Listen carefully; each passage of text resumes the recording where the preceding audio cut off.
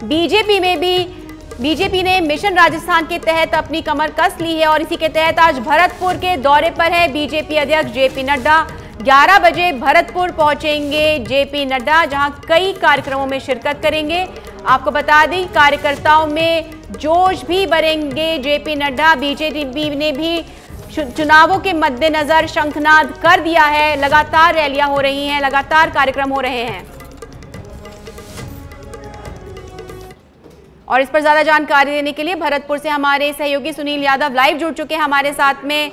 सुनील, क्या है वहां माहौल, किस तरह की तैयारियां हैं?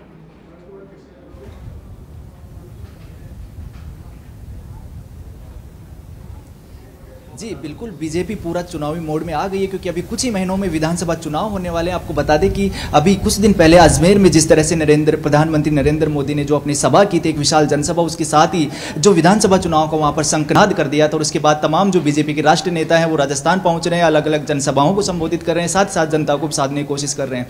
आज जो भरतपुर है, यहाँ पर जो बीजेपी के राष्ट्रीय अध्यक्ष जेपी नड्डा पहुंचेंगे। और आपको बता दें कि जो भरतपुर जिला है, यहाँ पर जो बीजेपी काफी कमजोर स्थिति में है और यहाँ पर 7 जो विधानसभा सीट है वहां पर बीजेपी के खाते में एक भी सीट नहीं। आपको बता दें कि यहां पर 4 जो सीट है वो कांग्रेस के पास है और 2 पर बहुजन समाजवादी पार्टी का जो विधायक है। उसके अलावा जो एक सीट है वो कांग्रेस के साथ गठबंधन पर है। ऐसे में जो पूरा माहौल है यहाँ पर, ये जो बीजेपी के पक्ष में बिल्कुल नहीं है। ऐसे में बीजेपी यहाँ पर लोगों को साधने की कोशिश कर रही है। आपको बता दें कुछ ही देर में जो बीजेपी के राष्ट्रीय अध्यक्ष जेपी नड्डा यहाँ भरतपुर की जो पुलिस परेड ग्राउंड यहाँ पर पहुंचेंगे। यहाँ पर आप देख सकते हैं किस तरह जो प्रशासनिक अमला तैनात है, पुलिस बल पूरा तैनात है और लगातार जो यहाँ पर जो दौरा है उसकी तैयारियां कर रहे हैं। आला अधिकारी यहां पर मौजूद है और हेलीपैड से सीधे जो जेपी नड्डा है वो यहां जो बीजेपी कार्यालय है भरतपुर का, उसका उद्घाटन करेंगे। और साथ ही साथ संपर्क से समर्थन अभियान, एक बड़ा उनका अभियान है बीजेपी का, जिसके माध्यम से यहां पर जो लोगों को जोड़ा जाएगा, सदस्यों को जोड़ा जाएगा पार्टी के लिए। तो इस संपर्क से जो समर्थन अभियान है उसकी भी शुरुआत करेंगे, लोगों को जोड़ने की कोशिश करेंगे। कहीं ना कहीं देख सकते हैं कि रणनीति जो है वो कहीं ना कहीं कांग्रेस से भी प्रभावित है, क्योंकि जिस तरह से मुख्यमंत्री खुद जाकर जनसंपर्क कर रहे हैं तो बीजेपी में इस बात को लेकर हलचल है। और इसी वजह से, जैसा आपने कहा, संपर्क से समर्थन की ओर बढ़ रहे हैं और कोशिश कर रहे हैं कि भरतपुर को भी साधें।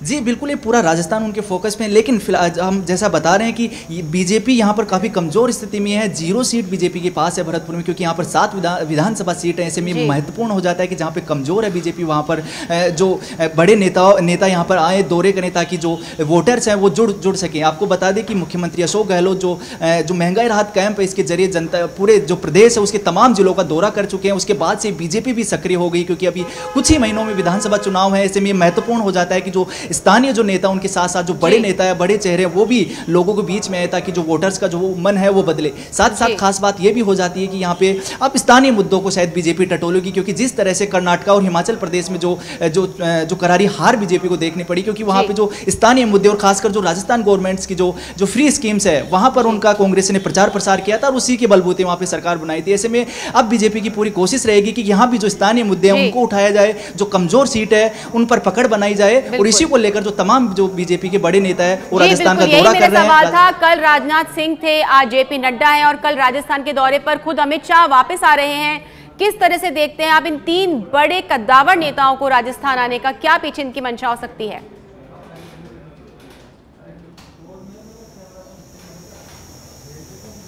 जी बिल्कुल, मनसा इनकी ये साफ है कि जिस तरह से जो कांग्रेस सक्रिय होकर जो सत्ताधारी पार्टी है लगातार लोगों के बीच जा रही है और जो अपनी योजनाएं हैं उनका प्रचार प्रसार कर रही है, और जो तमाम जो महंगाई राहत कैंप उसमें हमें जिस तरह से पिछले 2 महीने से देख रहे हैं कि लगातार लोगों की भीड़ उमड़ रही है, वहीं जो अब बीजेपी भी इसी कोशिश में है कि जो राजस्थान सरकार की जो योजनाएं हैं उनके बारे में उनको कि क्या इसमें कमियां हैं और हम किस तरह से सुधार कर सकते हैं, इसको लेकर भी रणनीति बनाई जा रही है। साथ ही साथ जो केंद्र सरकार की योजनाएं हैं, बीजेपी की कोशिश रहेगी कि जो केंद्र सरकार की जन कल्याणकारी योजनाएं वो भी लोगों तक पहुंचे, जिनसे ये विश्वास जगे कि बीजेपी भी लोगों के लिए काम कर रही है। और इसी रणनीति के लिए लगातार जो बीजेपी के राष्ट्रीय नेता वो राजस्थान में डेरा जमाए हुए हैं। जिस तरह से आज जो जेपी नड्डा भरतपुर में पहुंच रहे हैं, इसके अलावा जो गृह मंत्री अमित शाह है वो उदयपुर में भी यहाँ पे एक बड़ा जो रैली निकालेंगे, जनसभा को संबोधित करेंगे। साथ ही साथ जो वहाँ के जो लोकल कार्यकर्ता उनसे भी मुलाकात करेंगे और बीजेपी के कार्यकर्ताओं के साथ मिलकर स्थानीय मुद्दों को लेकर चर्चा करेंगे, रणनीति बनाएंगे, क्योंकि कुछ ही महीनों में विधानसभा चुनाव चुनाव ऐसे से जो अभी की जो रणनीति बनाई हुई है वो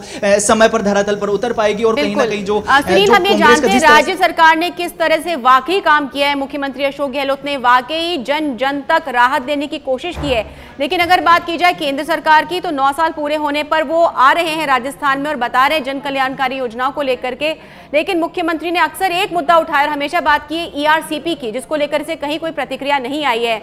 आपको क्या लगता है किस तरह से जो प्रदेश की जनता है इस पर फीडबैक देगी, किस तरह से समर्थन देगी या नहीं देगी, क्या होगा उनका मूड?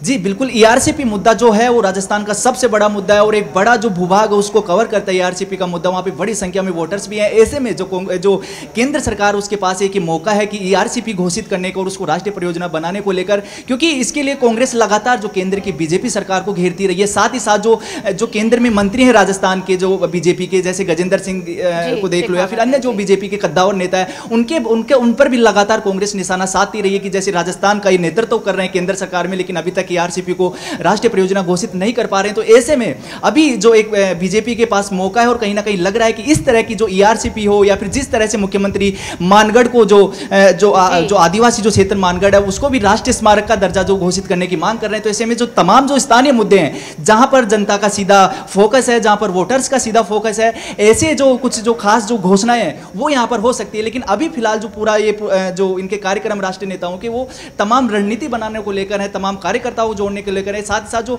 आपसी जो स्थानीय कार्यकर्ता है वो बताएंगे स्थानीय मुद्दे कैसे हैं और उसको लेकर एक रणनीति तैयार होगी कि किन मुद्दों के साथ चुनाव में उतरा जाए ताकि जो कांग्रेस है उसको यहां पर मात दी जाए, किस तरह से उनको बीट किया जाए। इसी को लेकर रणनीति लगातार बनाई जा रही है। इसी को लेकर जी सुनील, टक्कर तो एक कांटे की है, लेकिन किन मुद्दों को लेकर जेपी नड्डा जो है लोगों से बातचीत करेंगे, किस तरह से समर्थन जुटाने की कोशिश करेंगे, क्या लगता है आपको किन मुद्दों के ऊपर जेपी नड्डा जो है लोगों के बीच में जाकर अपनी बात रखेंगे?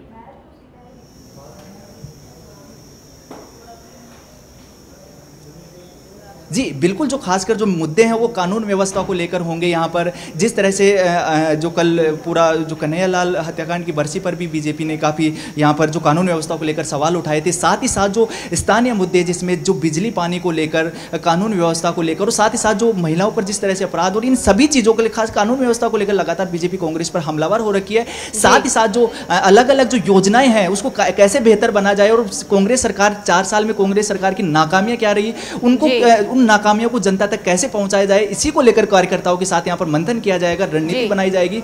हालांकि जिस तरह से जो कांग्रेस सरकार ने जो घोषणाएं कर रखी है, फ्री स्कीम लागू कर रखी है, तो ऐसे में कहीं बीजेपी के पास खास जगह नहीं है, लेकिन फिर भी बीजेपी कोशिश कर रही है कि जो कांग्रेस सरकार की योजनाएं उनसे बेहतर योजनाएं कैसे बनाई जाए ताकि जनता का फोकस बीजेपी पर हो और जो कांग्रेस का जिस तरह से मिशन रिपीट है उसको यहां पर मात दी जाए। जी, लेकिन इन सभी बातों के बीच में हम ये नहीं भूल सकते कि कहीं ना कहीं जातीय समीकरण जो है वो बहुत अहम भूमिका निभाता है किसी भी वोट बैंक को साधने के लिए। अगर हम भरतपुर की बात करें तो हम जानते हैं जाट बहुल क्षेत्र रहा है, किस तरह से बीजेपी जातीय समीकरण को देखती है?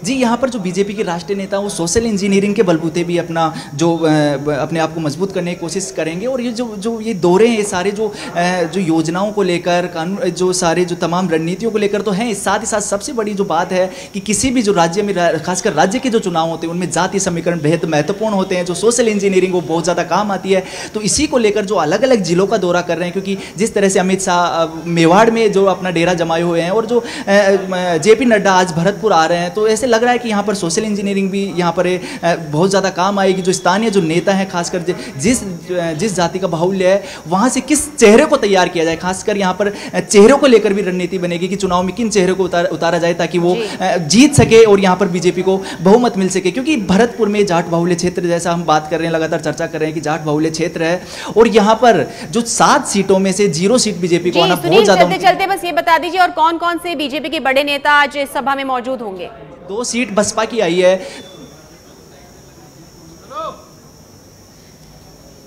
जी, यहाँ जो भरतपुर में जो जनसभा होगी उसमें तमाम जो राजस्थान के जो पूर्व मुख्यमंत्री वसुंधरा राजे के अलावा जो भरतपुर जो बीजेपी के अध्यक्ष हैं वो भी रहेंगे। इसके अलावा जो तमाम कांग्रेस के नेता यहाँ पर मौजूद, माफ़ कीजिएगा, बीजेपी के नेता यहाँ पर मौजूद रहेंगे और जो बीजेपी के प्रदेश अध्यक्ष उनके भी आने का यहाँ पर कार्यक्रम है। सुनील, आप इस पूरे जनसभा पर अपनी नजर बनाए रखिए, फिर लौटेंगे आपके पास अपडेट।